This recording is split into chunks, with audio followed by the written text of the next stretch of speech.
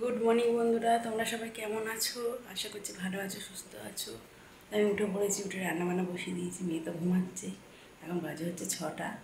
আজকে বেশি কিছু করবো না।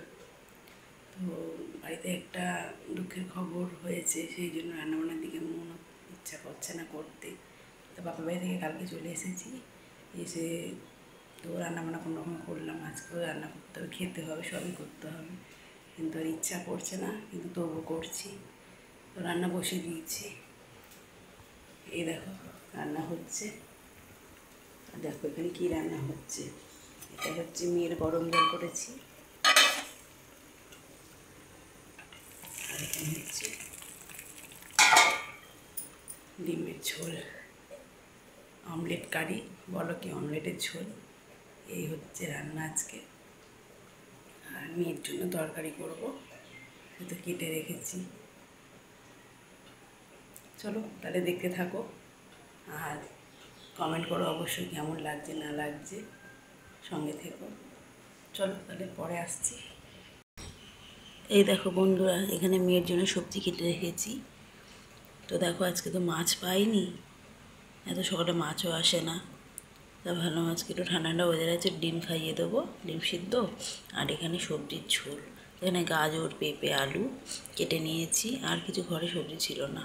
আর এটা দেখি ডাল সিদ্ধ দিতে পারি কি না, তাহলে মেয়েকে খাইয়ে দেবো এই দিয়ে। আর এটা হচ্ছে আমাদের গাছের পেঁপে, দেখো এই একটা, ওই একটা আমার বর তুলে দিয়েছে। তো এখানে কেটে নিয়েছি পেঁপেটা। আর মেয়েটার খুব জ্বর আর খুব কফ হয়েছে, তো বুকে কাশি হচ্ছে। এই দেখো ভাতও হয়ে গেছে আমার। তো দেখি রান্না বান্না কদ্দূর এগোতে পারি। রান্না তো হয়েই গেছে, শুধু মেয়েরটা করবো। এখনও অনেক কাজ বাকি, অনেক কাজ। দেখো বন্ধুরা, তো রান্না তো কমপ্লিট।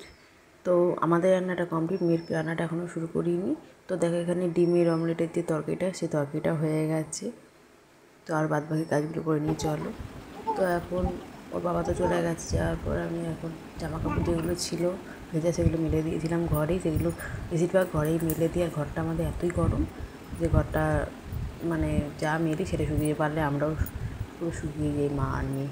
এতটাই গরম থাকে আমাদের ঘর। তো জামা কাপড়গুলো, যাই হোক, জামা কাপড়গুলো গুছিয়ে নিলাম, গুছিয়ে নিয়ে একটা একটা করে হাতে দিচ্ছি, কারণ ওদিকে কটা জামা কাপড় ছিল, ও আমাকে হেল্প করছে।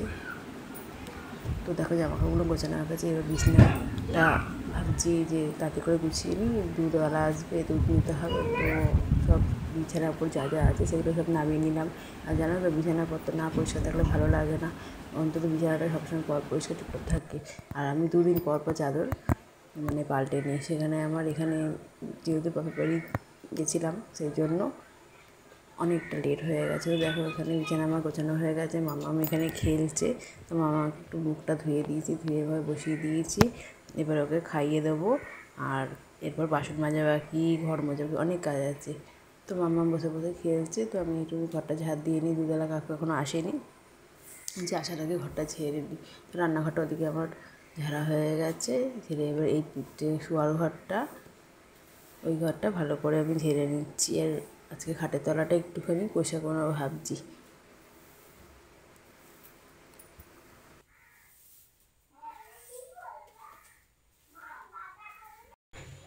তো দেখো দুধওয়ালা এসে গেছে, দুধও নিয়ে নিয়েছি। আর এখানে গ্যাসের ওখানে আমি বসিয়েও দিয়েছি দুধটা গরম হতে। দুধ গরম হতে হতে বাদ বাকি আমি কাজগুলো সেরে নিচ্ছি।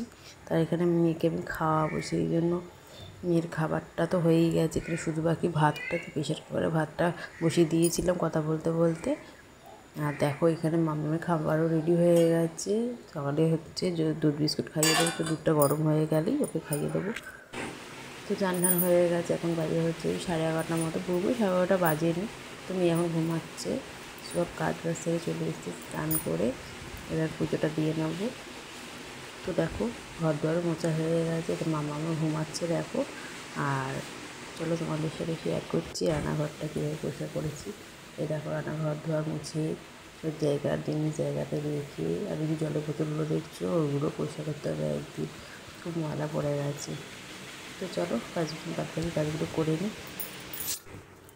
তো বন্ধুরা এখন দেখো সন্ধ্যে 6টা বাজে, চলে এসেছি সন্ধ্যেবেলা। সন্ধ্যে হয়ে গেছে, দিয়ে উঠে পড়েছে। তো এখন আমি মেয়ের একটা খাবার তৈরি করে দিচ্ছি, সেটা হচ্ছে চিড়ে আর মাখানা। ঘরে বাদাম ছিল না তাই করতে পারিনি। তো এটা দিয়ে একটা মেয়েটা স্যালাক্স তৈরি করে, যেটা আমার মাম্মি খেতে খুব ভালোবাসে। এটা বাচ্চাদের পক্ষে খুবই উপকারী, আর এটার সঙ্গে তুমি বাদামও দিতে পারো। তো আজকে ব্লগটা এইটুকুনি শেয়ার করলাম।